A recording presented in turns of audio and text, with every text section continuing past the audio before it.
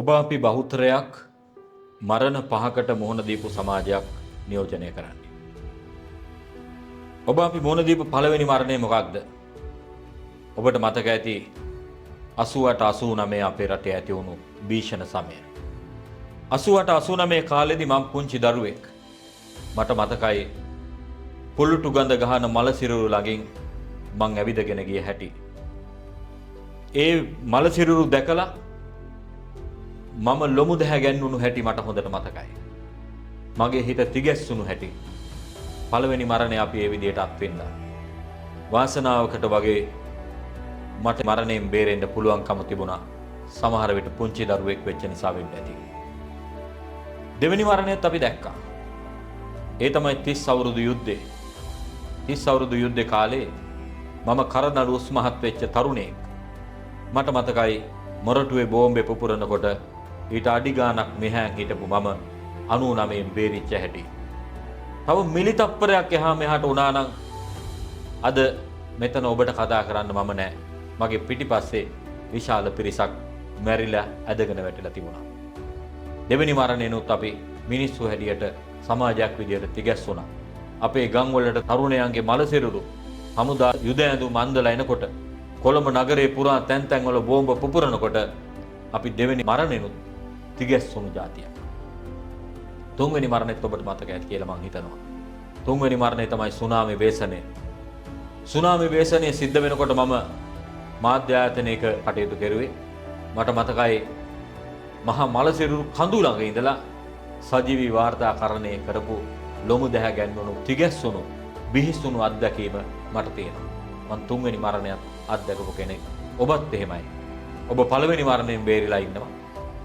දෙවෙනි මරණයෙන් ඔබ බේරිලා ඉන්නවා 30 අවුරුදු යුද්ධෙදී ඕන තරම් අහිංසක මිනිස්සු, හමුදා නිලධාරීන්, පොලිස් නිලධාරීන් මිය ගියා.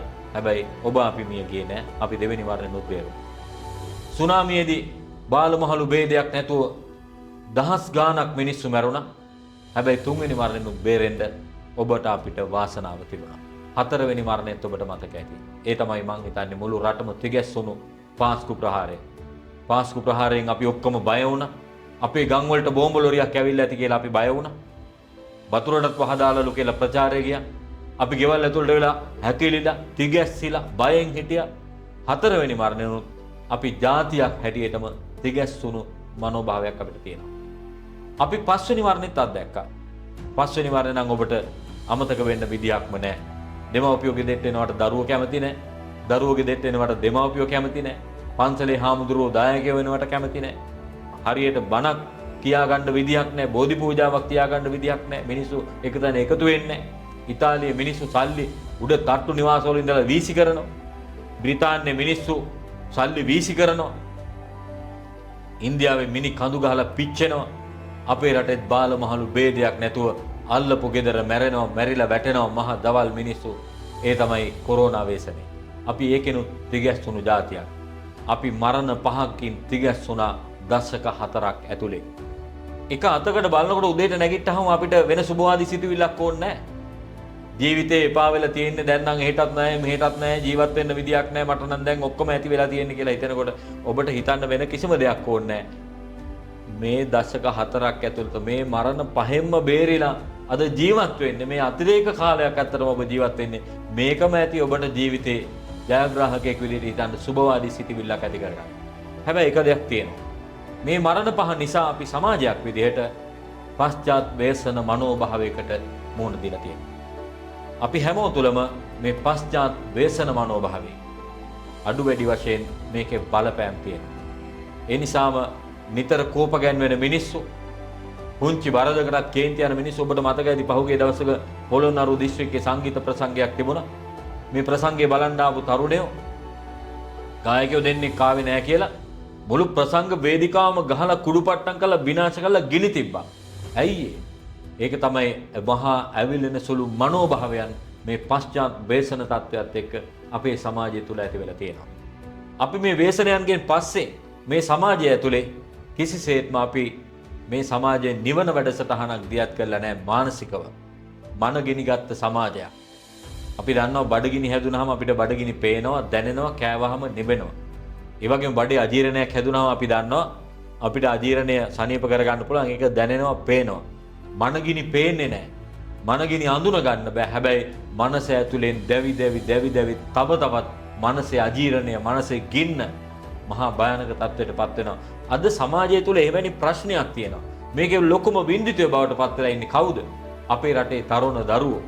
මේ දරුවෝ අද එක්තරා විදියක සමාජ විරෝධී මනෝභාවයක්, ඇන්ටි සෝෂල් පර්සනැලිටි ඩිසෝඩර්, සමාජ විරෝධී පෞරුෂත්ව චර්යාවක් මේ දරුවෝ තුලින් අපිට අද දකින්න පුළුවන්කම තියෙනවා.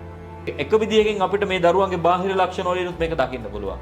සමහර දරුවෝ ඔබට පේනවා දැන් ඉන්නවා තරුණයෝ ඇහැ ඇතුලේ පච්ච කොටනවා. ඇහැ ඇතුලේ පච්ච කොටනවා. කරාබු දානවා. දිව දෙකට පළලා දිවේ කෑලි දෙකටම කරාබු දාලා තියෙනවා. මුළු ඇඟේම පච්ච කොටනවා. ජටා බදිනවා. කොණ්ඩේ අමුතු විදියට වවනවා. රැවුල වවලා රැවුලයන් අගට ගැටේකුත් දානවා. මේ මොකද්ද පෙන්වන්නේ? කිසියම් විදියක විරෝධී මනෝභාවයන් මේ තුල ඒගොල්ලෝ පෙන්වනවා. මේක සමහර විට කලාකරුවෙක් කරන්න පුළුවන්, ඉඳහිට එවැනි විලාසිතා තියෙන්න පුළුවන්. හැබැයි වැඩි දෙනෙක් තුල මේවා අනුගමනය කරන අය තුල තියෙන්නේ කිසියම් විදියක උපසංස්කෘතික අනන්‍යතාව තමයි මේගොල්ලෝ මේ පෙන්වන්නේ. මොකද්ද මේ උපසංස්කෘතික අනන්‍යතාවය? මහා සමාජය ඇතුලේ අපේ බලාපොරොත්තු සිහින වලට ඉඩක් නැහැ. මහා සමාජයේ අපේ බලාපොරොත්තු සිහින බිඳ දමලා තියෙනවා. ඒ නිසා අපි කිසියම් විදියක උපසංස්කෘතික අනන්‍යතාවයන්ට අනුගත වෙනවා කියන එක තමයි මේ දරුවා අද මේ පෙන්නලා තියෙන්නේ. දැන් මේක ඇතුලේ උපසංස්කෘතික අනන්‍යතාව සමාජයට ලොකු හානියක් නෙවෙයි. හැබැයි ඊළඟ අධියර මොකද්ද? විරෝධී උපසංස්කෘතික තත්වයන්ට මේගොල්ලෝ ක්‍රමක්‍රමයෙන් ගමන් කරනවා. එතෙන්දි තමයි අපිට මත්ද්‍රව්‍ය උපසංස්කෘතිය, ගංජා උපසංස්කෘතිය, හෙරොයින්, අයිස් උපසංස්කෘතිය දක්වා මේවා වර්ධනය වෙන්නේ. ඒ නිසා කිසියම් විදිහක ඔබේ දරුවෝ මේ අනවශ්‍ය විදිහේ විලාසිතාවල් වලට දැඩිව ඇබ්බැහි වෙලා තියෙනවා නම් ඔබ දෙමව්පිය හැටියට එතන හිතන්න ඕනේ මේ විරෝධී උපසංස්කෘතික අනන්‍යතාවල දොරටුවක් වීමේ ඉඩ කඩක් තිබෙනවා. මට මේ මෑත දවසකදී හමු වුණා කනට කරාබු දාලා ඇඟ පුරාම පච්ච කොටලා අමුතු විදිහේ කොණ්ඩෙකුත් හදලා අමුතු විදිහේ රැවුලකුත් වවාගත්ත ත්‍රිවිල් රියදුරෙක්. මං ඔහුගෙන් ඇහුවා ඔයාගේ විලාසිතා ටික නම් හරි අපූර්වයි. ඇඳුමත් හරි වෙනස්, හරි අපූර්වයි. ඔයාට දැන් දරුවෝ ඉන්නවද? ඔව් මහත්තයා පුතාලා දෙන්නෙක්මයි ඉන්නේ කිව්වා.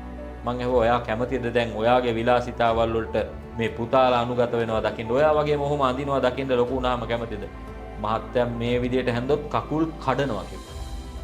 දැන් මේ ඒ කියන්නේ ඔහු දන්නවා එක විදිහකින් ඔහු මේ නියෝජනය කරන විලාසිතාව ඇතුලේ කිසියම් බිඳවැටීමක් මේක ඇතුලේ නියෝජනය කරනවා කියලා දකිනවා. ඒ නිසා තමන්ගේ දරුවෝ වෙන කිසිම අම්මෙක් තාත්තෙක් මං විශ්වාස කරන්නේ මේ වගේ විලාසිතාවන් ප්‍රිය කරනවා කියලා. කලාකරුවෙකුට තමන්ගේ අනන්‍ය විලාසිතාවන් ලෝකේ තියෙනවා. අපේ රටේ කලාකරුවෝ ඉන්නවා. කිසියම් විදිහේ කලාකෘතියක් විදිහට මේ වගේ විලාසිතාවන් නියෝජනය කිරීම පිළිබඳව නෙමෙයි මේ කතා කරන්නේ. සමාජ විරෝධී පෞරුෂත්ව චර්යාවන්ගේ පූර්ව ලක්ෂණ විදිහට මේ විලාසිතාවන් කරන දරුවෝ පිරිසක් අපේ රටේ ඉන්නවා. හැබැයි අපි සමාජයක් විදිහට මේ දරුවෝ දිහා දකින්නේ කොහොමද? දැන් අපි පදිංචි වෙලා ඉන්නේ කෝට්ටේ ප්‍රදේශයේ. අපේ ගෙවල් ගාවින් හැමදාම බින් කරුවල වැටිගෙන එනකොට හැන්දෑවට කොට කලිසම් ඇඳගත්තු, අමුතු විදිහේ ඇඳුම් ඇඳගෙන, කොණ්ඩේ අමුතු විදිහට වවාගත්තු, අමුතු විදිහට පච්ච කොටාගත්තු, සමහර විට නහය විදලා කරාබු දාලා, කන් වලට කරාබු දාපු කෙසඟ තරුණයෝ ටිකක් ඇවිදගෙන යනවා පාරේ හැමදාම හැන්දෑවේගෙන එනකොට. ඒ තරුණයෝ ටික පාරේ ඇවිදගෙන යනකොට අපේ අම්මලා මොකද කරන්නේ?